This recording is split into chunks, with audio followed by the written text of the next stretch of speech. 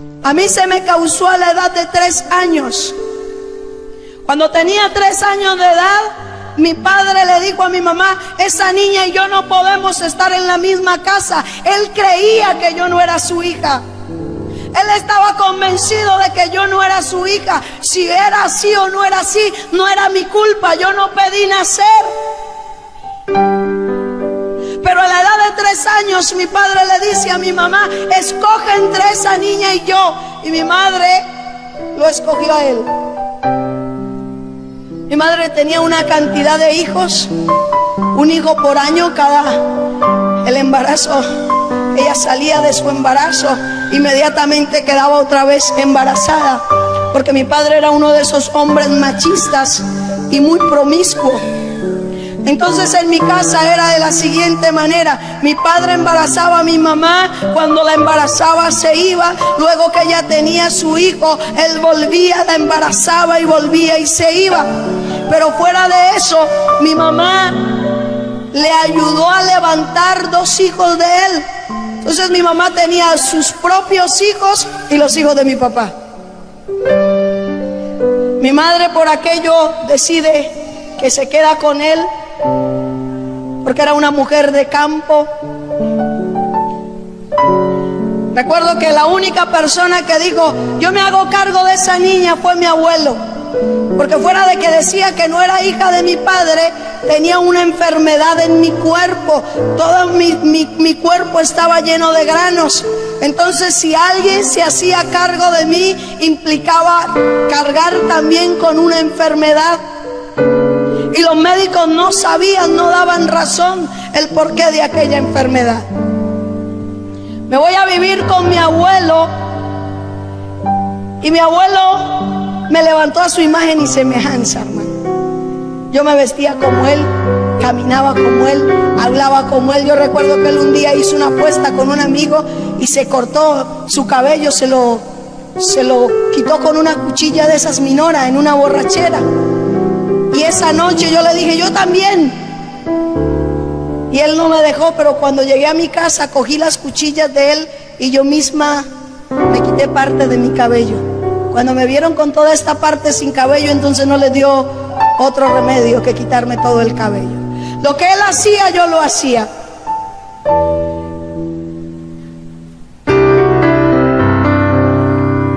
Duré con mi abuelo 8 años. Pero en el transcurso de esos 8 años, esto es algo que no había dicho, lo voy a decir por lo que escuché esta mañana en la emisora. En el transcurso de los 3 a los 8 años, viviendo con mi abuelo en la casa de mi abuelo, todas las noches mi abuelo, antes de yo dormirme, él me tenía que hacer dormir, porque si yo no me dormía, porque había un miedo en mí. Y solo esta mañana entendí el porqué de ese miedo. Era que cuando mi abuelo me dejaba en la cama, tarde de la noche alguien llegaba. Todas las noches era lo mismo.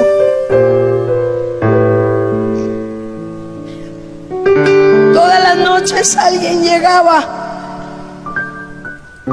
y abusaba de mí, pero no era un hombre, era una mujer. Y todas las noches era lo mismo. Y todas las noches sucedía lo mismo. Yo recuerdo que aquella persona me decía que si yo le decía a mi abuelo, entonces me iban a echar de ese lugar. Y yo no quería perder a mi abuelo, yo no quería salir de ese lugar, porque era la única persona que me quería. Era la única persona que cuidaba de mí.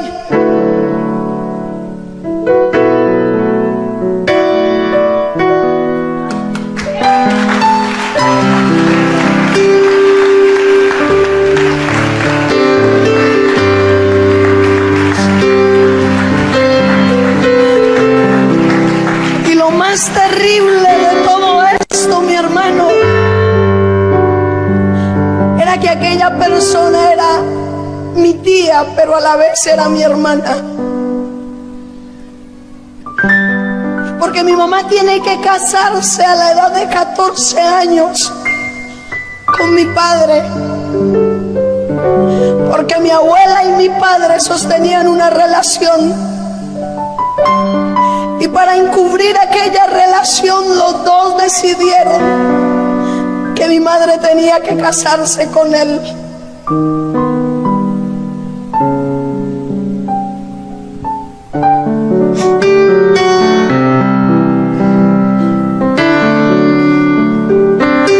De aquella relación nace esta persona.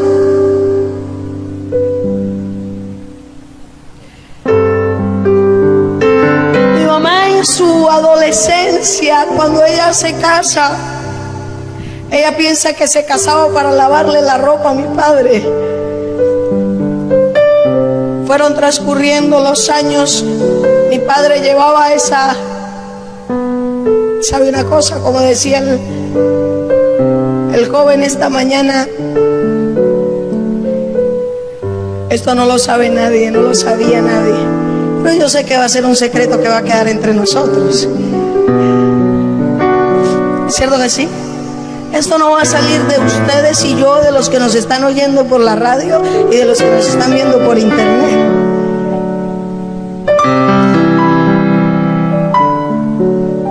Mi abuela y mi padre sostienen esa relación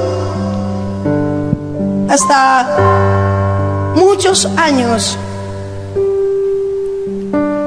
Incluso en la familia solo se dieron cuenta hace 2 años, yo hace tiempo que Dios me permitió, cuando conocí al Señor, de enterarme de estas cosas, pero en mi familia hace aproximadamente, los de mi familia, 3 años más o menos. Cuando a la edad de 8 años muere mi abuelo, el vacío en mi corazón era tan grande, mi hermano, que por lo que sucedió con esta persona, yo empecé a detestar a todo mundo. Muere mi abuelo. Ahora, había un conflicto tan grande en mi corazón. Mi padre lo odiaba. Cojo odio en mi corazón con las personas que mataron a mi abuelo y con todas las mujeres en general. O sea, yo tenía resentimiento en mi corazón contra mi padre, contra los hombres, porque mi padre era hombre, los que mataron a mi abuelo era hombre, pero también tomo resentimiento en mi corazón de una manera tan terrible hacia las mujeres. Y me levanté sola. Cuando muere mi abuelo, decido que un día iba a matar a todos los que me habían hecho daño. Y yo creía que los que me habían hecho daño era todo el mundo. Allí estaba envuelto todo el mundo.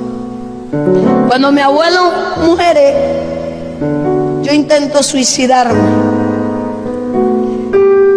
Y en el lugar donde vivíamos había un abismo. Y recuerdo que enterramos a mi abuelo, y unos días después del sepelio de mi abuelo, llego a aquel abismo y me lanzo por ese abismo. Y mientras iba descendiendo por ese abismo, mi alivio era: aquí terminó todo, esto se acabó.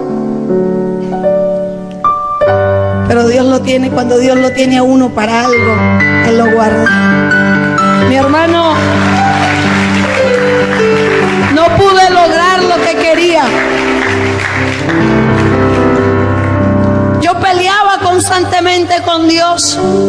Si usted mira a todas las personas que contamos esta clase de cosas, que nos han sucedido esta clase de cosas, siempre es: Dios no existe, Dios no es real. Porque si Dios existiera, no hubiera permitido que alguien como yo sufriera tanto como sufrió en la vida. Y Y yo le decía al Señor, después de haber intentado suicidarme, me paré en el mismo abismo. Y yo le decía, si tú eres Dios, ven y pelea conmigo. Gloria a Dios. Siempre he dicho que Él no escucha las oraciones del injusto, sino las oraciones del justo. Es la oración del justo la que puede mucho, porque si no, cuando usted y yo abrimos la boca a hablar sandeces, ¿qué sería de nosotros? ¿Dónde estaríamos usted y yo? Gloria a Dios por su misericordia, porque nuevas y grandes son sus misericordias cada mañana, y Él es bueno. ¿Cuántos creen que Dios es bueno? ¿Cuántos creen que Dios es bueno? Llegué a la ciudad de Medellín. Yo vivía en un municipio llamado Cañas Gordas. Allí nací. Allí me levanté al lado de mi abuelo. Cuando él muere, me tengo que venir porque por un lado mi familia o la familia de mi abuelo no me quería. Allí estaba aquella persona que me había hecho daño. Me vengo de ese pueblo a la ciudad de Medellín. En la ciudad de Medellín, hermano, hay una amiga mía que dice que aguanté más hambre que un piojo en una peluca. ¿Usted se imagina un piojo en una peluca? Aguanté hambre, hermano, la que usted quiera. Dormí en las calles, comí en las calles. El plato, cuando había que comer, el manjar más exquisito era plátano cocinado con sal en la mañana, al almuerzo plátano cocinado con sal y en la tarde sal con plátano cocinado. Así variaba un poquito el menú. En ese medio, en esas calles, tuve que aprender a robar para poderme sostener. Aprendí a robar, aprendí a manejar armas, empecé a contactarme, o el mismo diablo empezó a contactarme con gente de bandas de los populares, de Manrique, de Castilla, de San Javier, del barrio Pablo Escobar, etcétera. Empecé a hacer conexiones entre aquellos grupos que se movían con fuerza en aquel lugar, y yo un día dije, al verlos a ellos que manejaban buenas armas, que tenían buena plata, que tenían sus motos, yo dije, yo un día voy a ser mejor que ellos. Y me tracé esa meta.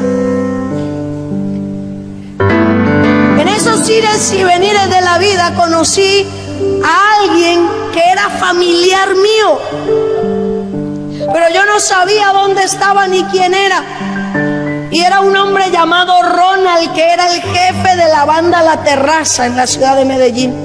Cuando yo me contacto con él, nos presentamos, nos decimos los nombres, los apellidos, y él me dice, yo también soy de esa familia, ¿será que somos familiares? Y empezamos a citarnos a la familia, y me dice, si tú y yo somos primos, como tú eres mi prima, entonces tienes que estar al lado mío. Yo te voy a defender, yo te voy a enseñar, yo te voy a instruir, yo te voy a llevar a que salgas adelante en la vida. Y yo, wow, aquí fue. En la ciudad de Medellín, en los años 80, 90, usted mejor que yo sabe que fue una época bastante violenta en la ciudad de Medellín. En cada barrio, por barrio, habían casi 2 bandas. Y era tan tremendo la época de la violencia en Medellín, que esta era un sector, y aquí se dividía un sector, por decir, por una quebrada, le llaman ustedes, ¿cómo le llaman? Caños, arroyos, como usted le llame. Y al otro lado se levantaba otra banda. Y esta gente de acá no podía pasar a esta cuadra, fuera hombre, mujer o niño, porque el que pasase de acá a acá lo mataban. Y en cualquier momento, por deporte, esta banda de acá cogía a plomo a la banda siguiente. Y veíamos jovencitos de la edad de 12 años muertos, tirados en la calle. Y esta banda de acá lograba exterminar esta, entonces esta banda tomaba posesión de este territorio, y así íbamos haciendo hasta que íbamos limpiando los barrios, íbamos quedando como jefes en un solo barrio, una sola banda. Fui bien instruida por aquel hombre. En esa vida, hermano, entre más malo sea usted, mejor. Y aquel primo mío, yo recuerdo que cuando me vio la tenacidad que tenía para hacer lo que me colocasen a hacer, él dijo: a esta hay que bautizarla. A esta no le queda otra chapa mejor que la mala.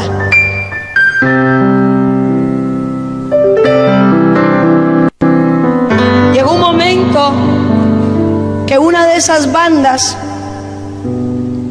nosotros mismos matamos al que estaba liderando esa banda para poder quedar como jefe de aquella banda. 47 personas, 45 hombres, 2 mujeres. Usted se preguntará: ¿y cómo puede una mujer manejar hombres? Yo le doy gracias a Dios que usted no me conoció en ese tiempo, porque como me están mirando ustedes, ninguno quedaría vivo. No me vestía como una mujer, yo llevaba una doble vida, porque en mi casa me presentaba de una manera diferente, y en el lugar donde estaba el centro de operaciones me presentaba de otra manera. Yo me mutilaba como él, así, exacto, de esa manera. Me ponía jeans, zapatos de hombre, camisa de hombre. Yo no me preocupaba por mi aspecto físico.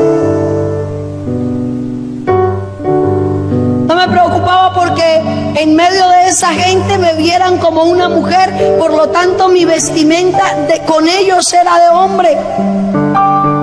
Entonces no me tenían precisamente como una mujer. ¿Ya me estoy dando a entender? ¿Sí me hice entender? A mí no me quería, hermano, ni el perro en la casa. En esos ires y venires de la vida, aquí en la ciudad de Medellín, mi padre un día se va de la casa y yo decidí irme a vivir con mi madre y mis hermanos. Y en mi casa no mandaba nadie más que yo. Cuando mi padre intentaba volver a la casa, yo le decía, mi mamá me decía: tu papá quiere volver a la casa. Y yo, claro, tráelo. Porque era la forma en que yo veía de matarlo más fácil. A la edad de 15 años, con mi abuelo, desde la edad de 3 años hasta la edad de 8 años, aprendí a tomar licor, a consumir licor, porque mientras él estaba sentado con sus amigos como ganadero, haciendo negocios, siempre estaba el licor de por medio, y yo estaba sentada con él, yo tomaba lo que él tomaba, aprendí a fumar, aprendí a tomar. Cuando salgo de donde mi abuelo, en las calles, seguí tomando licor, seguí consumiendo licor, empecé a vender drogas. Cuando tengo la edad de 15 años, que me convierto en el jefe de aquella banda, pero también alcohólica, yo dije: voy a matar a mi padre. Hasta aquí llegó. Este es el tiempo de cobrar venganza con los que me han hecho daño. Mi hermano, un día fui a matar a mi padre, pero cada que yo iba a matar a este bendito hombre, yo lo veía solo, y cuando sacaba mi arma y levantaba la cabeza para matarlo, aquel hombre estaba rodeado de gente vestida de ropas blancas, y yo no entendía ese tiempo qué era lo que sucedía, pero después de conocer al Señor entendí que eran los ángeles de Dios guardándole la vida a aquel hombre para que yo no fuese a hacerle daño. 16 años más o menos, algo que tampoco había contado, me empecé a interesar en un hombre. 16, 17 años. Y empecé a interesarme en ese hombre. Y mi hermana, la mayor, también empezó a interesarse en otro joven. Y empezamos con aquel joven, o con aquella persona, era un poco mayor que yo, con aquella persona a entablar una relación sentimental. Cuando un día alguien me dice: tú no puedes tener nada con ese hombre. Y yo le dije: yo hago lo que a mí me da la gana, a mí nadie me manda. Yo tomo a quien quiero y dejo a quien quiero, a mí nadie me va a decir qué debo de hacer. Y simultáneamente a mi hermana también le dijeron lo mismo: tú no puedes tener una relación sentimental con ese hombre.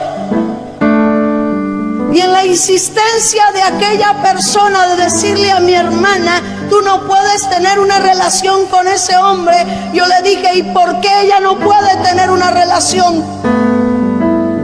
Si yo lo apruebo, no hay quien lo desapruebe. Y esta persona me dijo: es que son hermanos. Cuando volteó a mirarme, me dijo a mí también: es que son hermanos.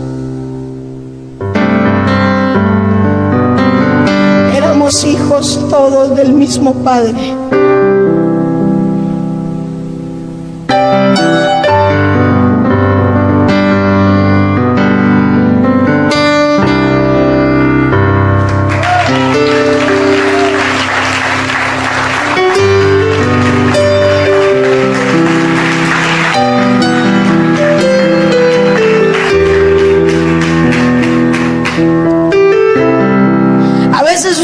Y yo, como padres, no sabemos el daño que producimos a nuestros hijos.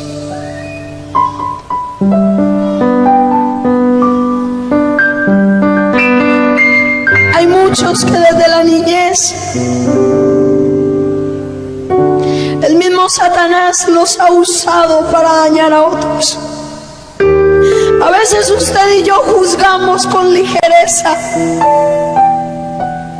A veces usted y yo, cuando vemos una persona en el homosexualismo, o cuando vemos a alguien en determinada situación en la vida, se nos es muy fácil juzgar y señalar.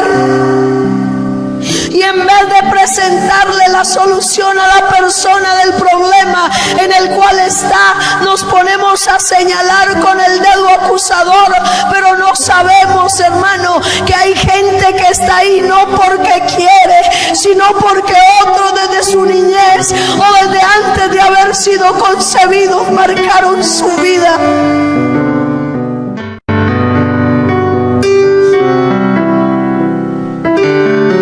Es muy fácil señalar. Es muy fácil cuando ves a la indigente en la calle.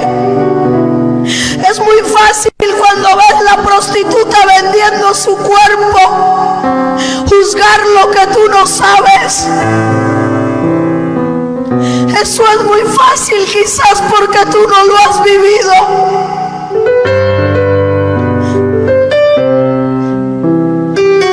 ¿Qué tal si te pusieses en los zapatos de ese que está pasando el problema y en vez de juzgarlo vas y le presentas el evangelio? ¿Qué tal si en vez de cuestionar la prostituta o de cuestionar al homosexual, vas y le dices que hay un Cristo que está dispuesto a perdonarlo? Vas y le dices que hay un Cristo que, a pesar de que él está viviendo en ese pecado, hace más de 2000 años murió por él.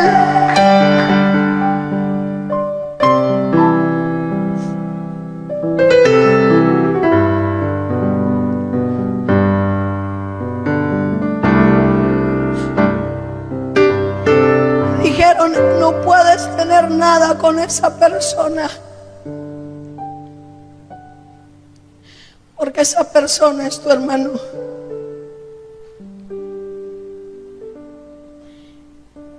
Cuando yo me puse a indagar cuántos hijos tenía mi padre, cuando llegué a la cuenta de 18 la perdí. No quise averiguar más.